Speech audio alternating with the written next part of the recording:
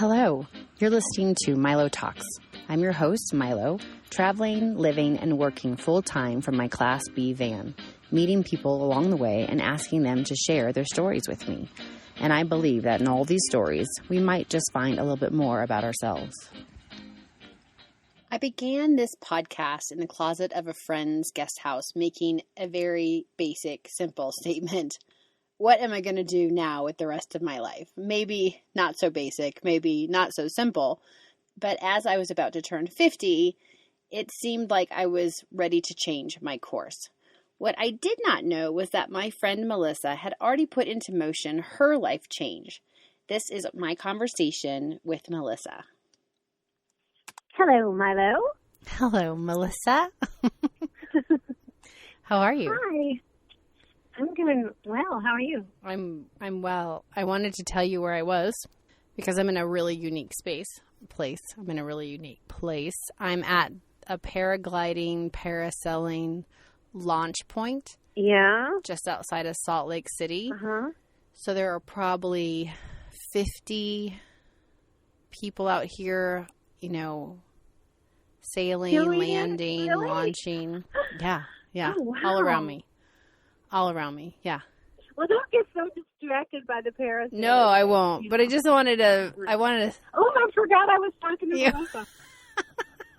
I won't forget about you. I promise. So we're talking today because you have changed your life since the last time I saw you. When I saw you before, we met in the theater, and then you were a full-time massage therapist, and now you're doing audiobooks. Yes, I am. First of all, you're never too old to change careers. Take it from me. And you. And to change yes, your but life, you're right. You're never too old to change everything in your life, That's actually. exactly Everything. Right. When things are going to change anyway, you might as well just give it some direction and try to change it the way you'd like it to go. I'm so glad you said that, because I have been thinking a lot about that as far as when you set your course. So, did you set your sights on being an audiobook voice? And what do you call what you're doing? I am an audiobook narrator, and also known as a voiceover artist, but I really just do audiobooks. Voiceover artist is kind of an umbrella term for people who do other kinds of voice acting or voice work. If you call someplace and they have some voice on their messaging system, it's probably a voiceover actor or actress, and or it could be a computer. But right. But with audiobooks, it's never going to be a computer, at least right now. Well, because of the expression, right? The emotion, the pauses, all of that. Yes, right. So anyway, I'm an audiobook narrator, and I have been doing it for not very long. I'm actually pretty new at this, and it's one of those industries where it takes a long time to kind of build up a portfolio and a following and experience. And so I may never get to the master level of this thing because I started kind of late. That's okay. So I'll probably be a beginner for a while, but I've been doing it for about a year and a half. Okay. And how did you find it? Well, as you mentioned, you and I are actors, and I've been an actor my whole life. You probably have as well, like as long as I can remember. So that's the first piece of the puzzle. But I never chose to make that my full-time career. And then, as you mentioned, I was a massage therapist for 15 years. And as you know, when you're a massage therapist, you do more than heal people and touch their bodies. You do a lot of laundry. And you do a lot of laundry. So, yes, I didn't know that's where you were going, but yes, laundry is a big aspect of. Stick with me. Okay, with you. Okay, laundry. Go ahead.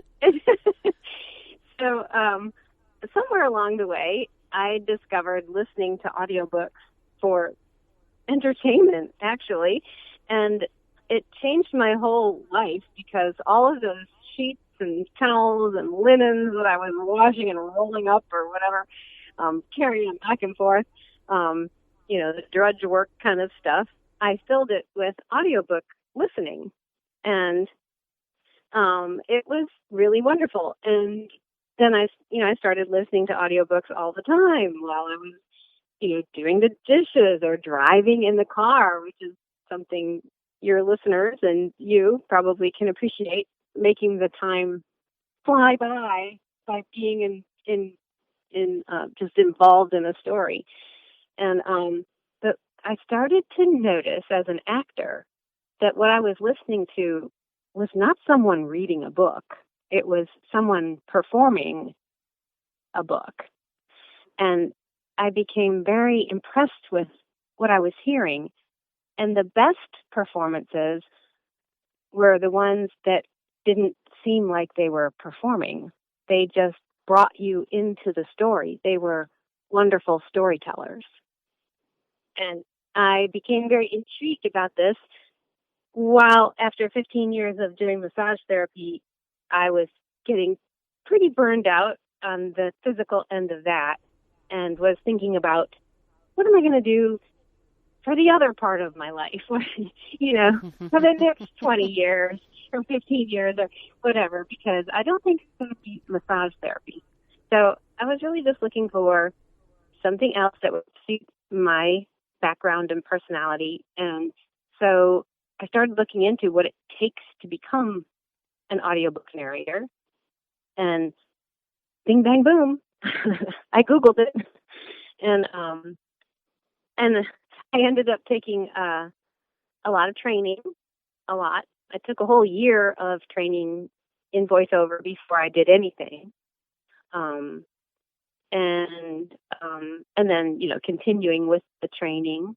And in the meantime, starting to narrate audiobooks. Okay. How many have you done so far? I am currently working on number 10 and 11, and number 12 is in number 12 is in the hopper.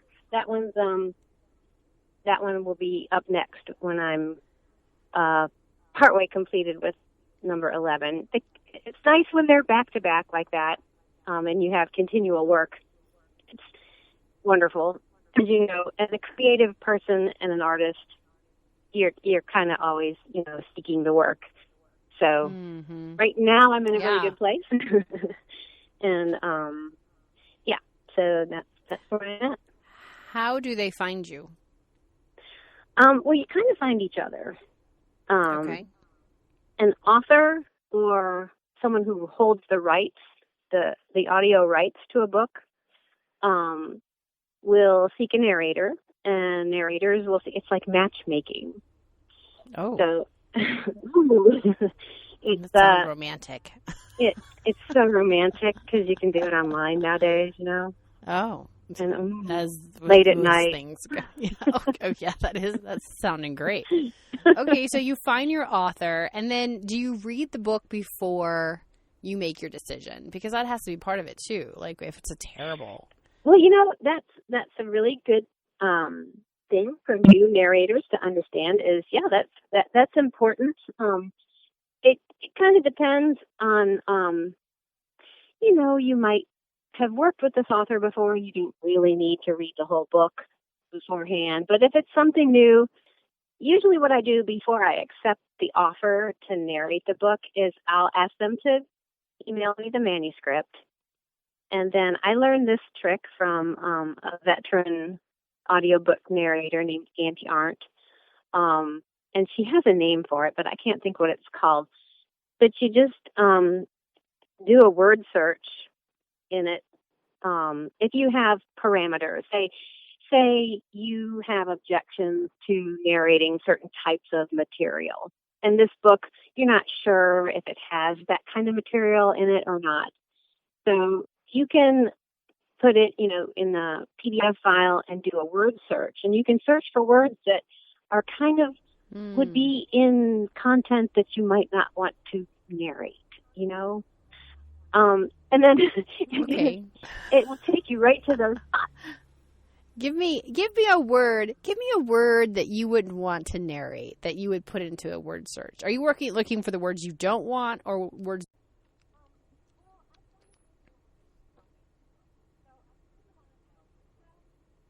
Parts, because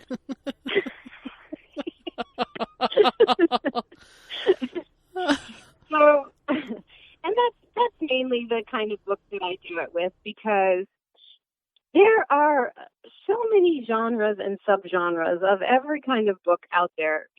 I've learned a lot about what people might like to read or listen to, and so, you know, I don't mind performing a hot and steamy scene, but if it's something that's like where it's not consensual adults, or maybe human trafficking, or like brutal rape, that kind of thing, I would like to know if that's in the book before I accept an offer. Wow. Okay. So those are, I guess because I don't read romance novels, so I wouldn't right. think, just because very, very honestly, I don't read them because of the sex scenes. In fact, when I like mystery, I like a whodunit, I like, you know, something that keeps you guessing, like a puzzle that your mind's working, like, where's this person going and what's happening? I want my mind to be doing that. So as soon as they get to the lewd sex scene, I'm like fast forwarding. I'm like, I don't care about that. I don't care. I don't care about it, because it doesn't really add anything to the story for me. Great. They fell in love. Blah, blah, blah. Maybe I'm bitter. I don't know. But maybe this is more about me. I don't know. All I'm saying is, if someone's been murdered, I don't care about the sex. So it's interesting to me that you have to kind of filter out these books. I didn't know they really were that graphic, but I guess so. Oh my gosh. Okay. And you know, as there are many narrators, everybody, you know, like you have different tastes. I'm like you. I like a mystery, a whodunit, a detective, like a female detective. And I say female because I'm a female. Like, I'm not going to read a detective story that's a guy. Or there may be a guy, but the main character, if the main character is a female detective, that's, you know, I like that. She can have a sidekick, and I will be him as well. But oh, wait, let's talk about that. Hold on. Okay, so how many different voices have you been trained and you feel comfortable doing? Do you have a count? Voices? Well, I'll tell you this little secret. Okay, I'm ready. It's not so much the voices. It's the acting. Sure. So, okay. Yeah. So the characters, or getting behind that character. Exactly. So you can have, you know, a guy who's like really kind of an upbeat guy, you know, or maybe you have a guy who's like more serious. And for my male characters, I drop my voice a little bit, but I don't try to sound like a man, because everybody knows I'm not a man. I can't even imagine you being Can you give me an example of your male voice, please? Well, it's probably not going to sound really good, but it's, you know. I know, because I called you out and you're not in your studio, and I get it. And so, you know, now you remind me of my mom, who always had me do voices when I was a little kid. Oh my gosh, I don't want to pretend to be or act like anyone with his mother. I apologize for that right now. So it's okay. But it's just she was fun. It's okay. I mean, she's still fun. She's still alive, but she still likes me to do voices. Hey, Melissa, we have company. Do this act. But you're kidding. No, I'm kidding. Oh my gosh. Wow. That's sweet. That's sweet. She encouraged you. That's actually. I think I drove my family crazy with all of my performances. I'm like, please watch me. Please watch me. Hello, could someone please watch me? No, I had my mom. Oh. She made sure I got to perform at every function. Wow. Wow. You owe her a lot because I that's know. that's amazing.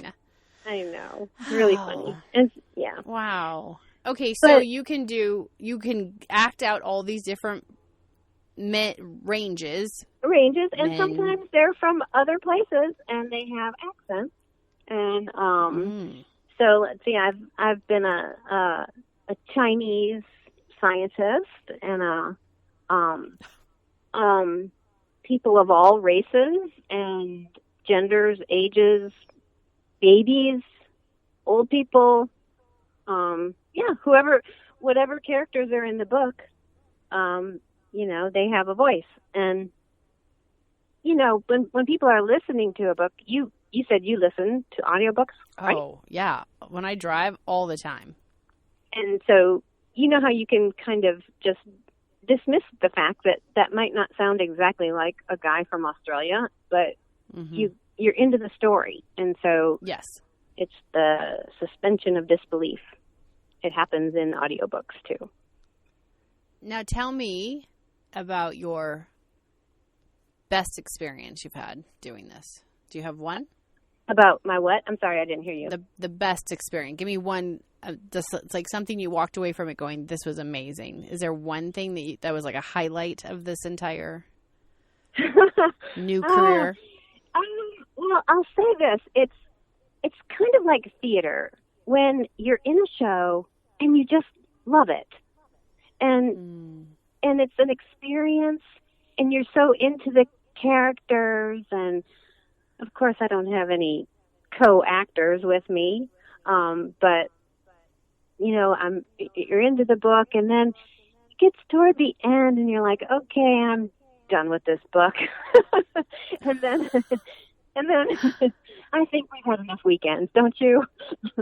And then when it's over, you're sort of sad and it's bittersweet, and it's a lot like that. But I'll say, let me think. I've had some really great experiences with characters that I was able to.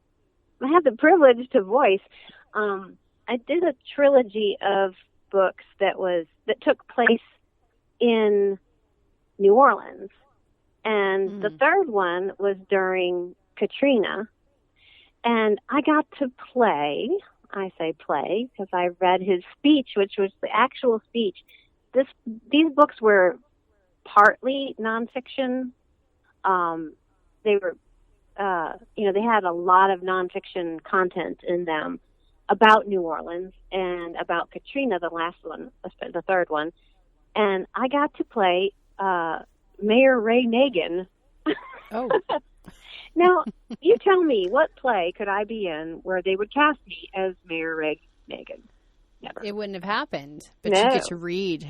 Oh my gosh! But you got to play him in a book. But I did, yes. And wow. The exact speech that he gave, the infamous Chocolate City speech in New Orleans, was in the book, and I just found it on YouTube and listened to him, and just tried to, make it have his tone. Right. Mm-hmm. Yeah. Mm-hmm. Wow. Well, that's neat. Okay, so on the other side, I want to know if you've had a terrible experience, something you learned and walked away from something going, okay, that was a big life lesson. Now that I can come up with immediately. Oh. Yes. Oh, wow. Okay, I'm ready. Okay. It's funny how we can remember the bad, but we're like, there's so much good. It's just a cloud of rainbows and sunshine. But, the bad, let me tell you about the bad. That's right. I'm just kept going through the tulips, and then I tripped. Okay. So that would be my very first book, which was quite an experience. It was an audiobook that, when it was finished, was 24 and a half hours long. And for you and your listeners who listen to audiobooks, you know that is a pretty long audiobook. And it wasn't the length of it that was so confounding. It was it took place on a Navy ship, And it was an excellent story about a young woman who found herself in the Navy as an officer, a young officer, and kind of realizing that she made a big mistake. This really wasn't her. And it's called Long Way Out, by the way. And but then, she had gone through college on an ROTC scholarship. She had to pay back that time. She had to do her time in the Navy, so she was really stuck. And it's partly things that went on the ship, and partly her self-reflection about how she got there. But it was full of naval terms, acronyms, alphabet soup. Oh my gosh. And luckily, my husband is retired naval officer, and he was, totally there for all the consultation for me. But one time I let him listen to a chapter.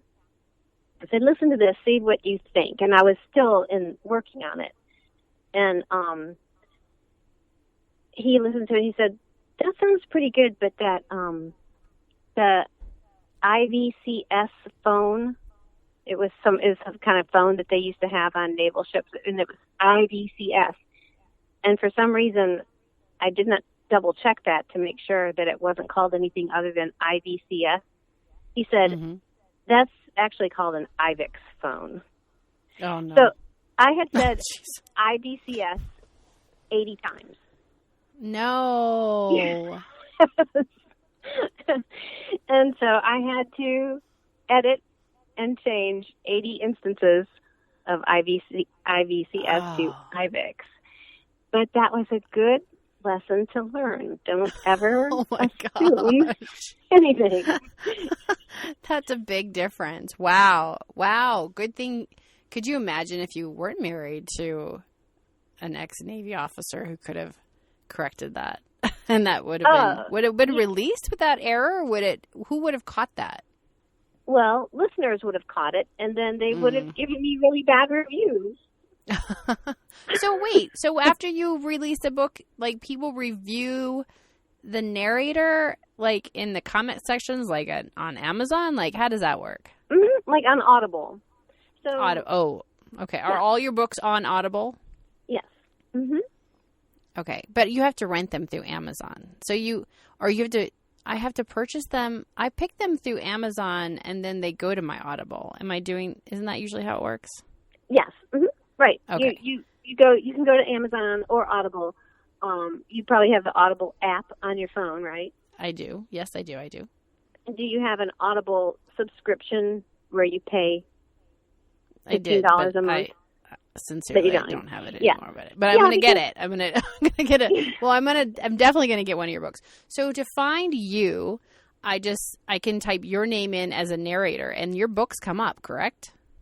Yes. Uh-huh. And are you using your actual real name? Or are you using a pseudonym? Yeah, well, I could use a pseudonym if I was doing one of those, questionable, provocative ones. Where, in case I wanted to narrate a Disney book afterwards, then I might. Right. But Ooh, so that's far, a good idea. I have just used my real name, and I've used Melissa Kay, Kay, Benson. And currently there are 9 books on Audible because number 10 and number 11 are still in production. Number 10's about to go pretty soon, real soon. Maybe by the end of the month, that book will be up. It's called Spouse Trap. That's one that you would like with your little mystery mind. With your mystery mind. Okay. Is there sex in it? Tell me, is there no sex in this book? I'm sorry? Is there sex in this book? Oh, Spouse Trap? No. Yeah. No, you're good. You won't have. You will not have to fast forward through any parts. I don't think I want to hear you talking about sex, Melissa. I know, right? It's one thing when it's a person in my car stereo that I don't know. It's another thing when it's you. Like, wait a second, it's very inappropriate. I don't want to hear that, Melissa. Especially since I know you and your husband. I was like, no, thank you. No, thank you. I'm a very visual person. This is great. Let me just say this. I am really proud of you. to make such a huge leap that you, just like we said at the very beginning, you set your course. And you're like, I'm going to try this. And you put everything in motion. You did the training. You did everything you're supposed to do to get to where you're at. And even if you don't make the master level that you talked about, it doesn't matter. You've actually arrived. You're doing exactly what you said and set out to do, which I don't know if everyone always follows through. And that doesn't happen for everybody. We always get derailed, or life gets in the way, or we get interrupted. But you just saw it through, and now you're working on your 10th, 11th, and your 12th book is in the queue. That's pretty amazing. Thanks. I feel very lucky that I'm able to do this because, if I was having to make this alone be my, only income, it would be tough at first because, like I said, it's a long haul, it's a marathon, and it's not a get rich quick thing at all. And so yeah, I feel very lucky that I'm able to do this and have this creative outlet, because right now with theater not happening in most places, I haven't been on stage in over a year. And, it feels like a need, like that needs to be filled. And I feel like I'm so lucky I get to act every day, and I don't have an audience, but that's okay. It's just in front of a microphone. But I'm still getting to, become other people and have other emotions that other people are feeling and just act. And then my audience comes later, when people are listening to the books. I think it's amazing. I'm excited for you. And Thanks. I will download one of your books, especially the one like Mousetrap that doesn't have Spouse Trap. Yeah. By that Melissa K.A.Y. Benson. Yeah. Okay. Yeah. Do you Or have a favorite right now out of the 9 that are out? Is there one that just shines for you? Of the 9 that are available right now, yeah, I think 2. There are 2 of them. Maybe it's a tie between them, and they are both mystery type things. One's called The Club by Jacqueline Kang, and that one is kind of a mystery where someone finds out something about her family that she never knew. Okay. And then the club refers to the athletic or health club that her mother owns, and her mother is a horrible person. So it was really fun to voice her.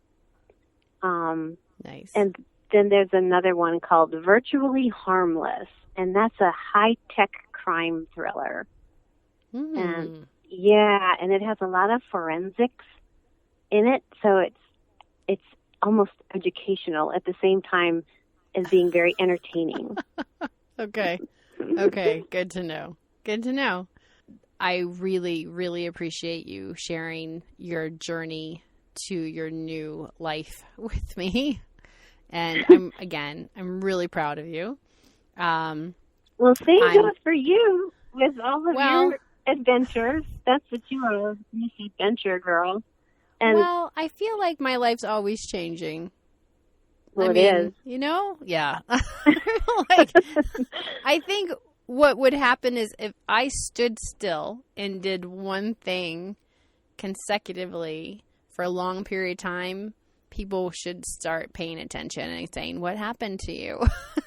Yeah. As long as I continue. Who are you? And right. I'm going to tell you right now, that's an alien body snatcher story right there. Because right. If that happens to me, then I'm not myself, and aliens really do exist. But as long as everything keeps changing and I'm always in a different location or doing something new, then, I'm doing what I'm supposed to be doing, which is, I guess, evolving. I look at it like a river. Rivers constantly change course, and they turn over. And when they turn over, all that fresh nutrients gets back into the water. And so I feel like I like that. I feel like that's my life. Like I like to have it flip over and get some new reach. I'm usually, recharged and excited. And yeah, I don't know. I've just never been one to be able to sit still. Yeah. Well, I'm just excited and I'm thankful for people like you because you help me on my journey as I drive on these long trips. The voices in my head don't have to talk to each other. They can listen to a voice in the radio. Right. That's right. You got to hear some different voices of it sometimes. That's right. It's like I need to quiet my own voices sometime. But, right. So thank you. Thank you so much. And I look forward to hearing your books, and I look forward to hearing more about your success. And just maybe someday you'll actually hit that master level, and we can laugh about that, how you weren't sure you were going to be able to make it, but that you did. Thank you, Milo. Thank you for having me on your cool show. I just love it. Oh. You're welcome.